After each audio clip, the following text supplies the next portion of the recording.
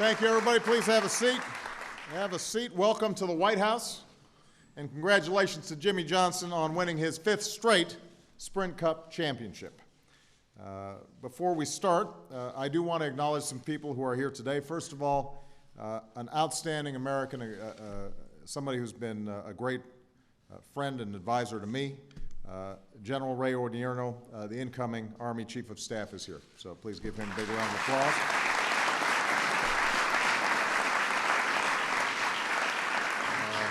We've got a host of members of Congress. I'm not going to name them all, but they're all big NASCAR fans. They're right here in the front row. Brian France, and the CEO of NASCAR, and his wife Amy couldn't make it here because of the storm. But I want to thank them for everything that they do. It's great to welcome NASCAR back to Washington. It's great to have number 48 parked outside. I was just telling these guys I'm not allowed to drive much these days. Basically just my golf cart at Camp David, which is called Golf Cart 1. True. But I will say that it's pretty tough to look at number 48 and not want to jump in and take a few laps. Although I'm sure Jimmie would not be happy if I was doing that. The last time many of these drivers were here, Jimmie was celebrating his 3rd straight championship. He's got a couple more titles under his belt now, but another big change in the Johnson house. He and Chandra are now parents of Genevieve Marie, who was born late July. So congratulations on that.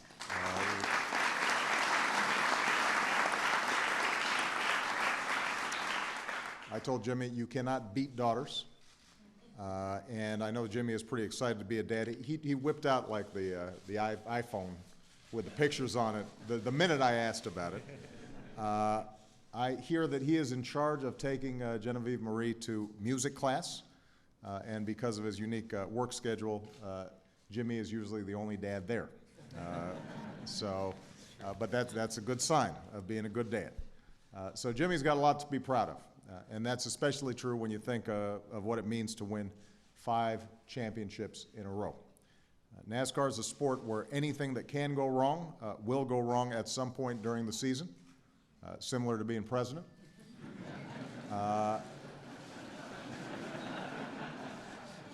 That's true even for the best drivers.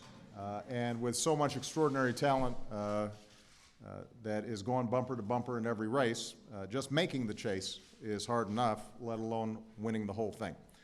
And that's why Jimmie is not just one of the best drivers of all time. He's up there with some of the great sports dynasties. If you think about it, only the Boston Celtics, the Yankees, and the Canadiens have ever won more than 4 titles in a row.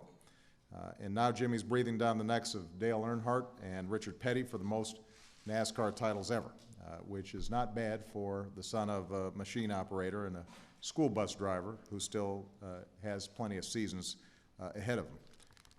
Jimmie's talent has been to make a very difficult, demanding sport look easy. But this year, the number 48 team also showed its toughness. They entered the last race of the chase trailing and ended up pulling off an extraordinary comeback.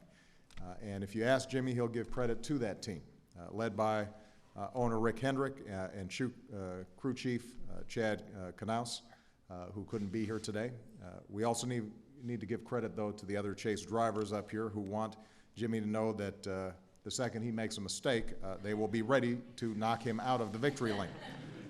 I did observe that lately there's been some trash talking in NASCAR. I thought I was watching WWF.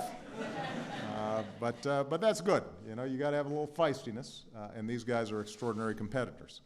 And that's what makes this sport so exciting to watch, because everything can come down to just one race, one pit stop, one split-second decision.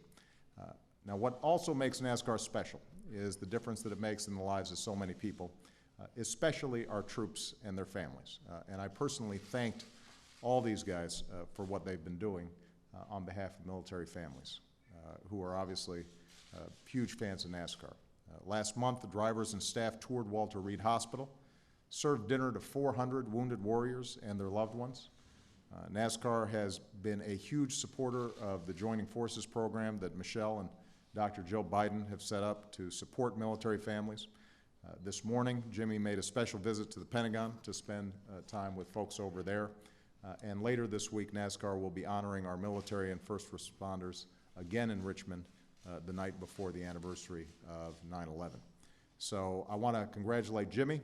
I want to congratulate all the drivers who were on the stage for their extraordinary success, for the success of NASCAR, and for everything that they do for our country.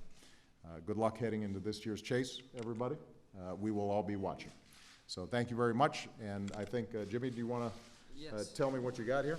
Absolutely. Well, first of all, thank you for having us here. We all greatly appreciate it. And on behalf of myself and our race team, the Lowe's Hendrick Motorsports team, we have some gloves here that were worn in Las Vegas when I won. I wanted to present them to go with the helmet we gave to you last time we were here. I will wear the helmet and the gloves when I'm Halloween. driving, golf cart 1. Fantastic.